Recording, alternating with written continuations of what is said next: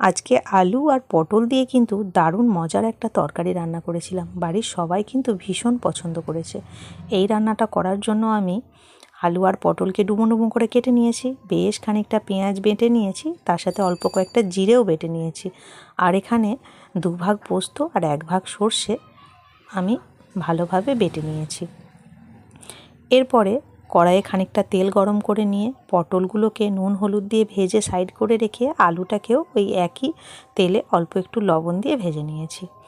এরপরে ফ্রিজ খুলে দেখলাম বেশ খানিকটা চিংড়ি মাছ আছে, ভাবলাম পটলের সাথে দিলে কিন্তু ভালোই লাগবে খেতে। তো ওই একই কড়াইয়ে অল্প একটু নেড়ে চেড়ে নিলাম। এরপর ওই একই কড়াইয়ে সর্ষের তেল গরম করে নিয়ে কয়েকটা গোটা জিরে দিয়ে এর মধ্যে দিয়ে দিলাম 2টো তেজপাতা, একটা শুকনো লঙ্কা।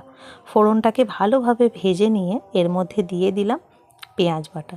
পেঁয়াজের সাথে কিন্তু অল্প জিরে বাটাও ছিল। এরপরে অল্প নেড়ে চেড়ে নিয়ে এর মধ্যে পরিমাণ মতো হলুদ গুঁড়ো আর কাশ্মীরি লঙ্কা দিয়ে মশলাটাকে একদম তেল ছাড়া করে কষে নিলাম।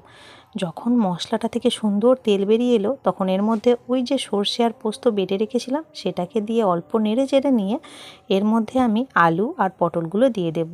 সর্ষে পোস্ত দিয়ে কিন্তু খুব একটা বেশি কষার দরকার নেই, তাহলে কিন্তু পোস্তর সেন্টও থাকবে না আর সর্ষেটাও তেতো হয়ে যাবে। তো এখন সমস্ত কিছু খুব ভালোভাবে নেড়েচেড়ে মিশিয়ে নিয়ে পরিমাণ মতো জল দিয়ে এটাকে ঢাকা দিয়ে মাখা করে রান্না করব।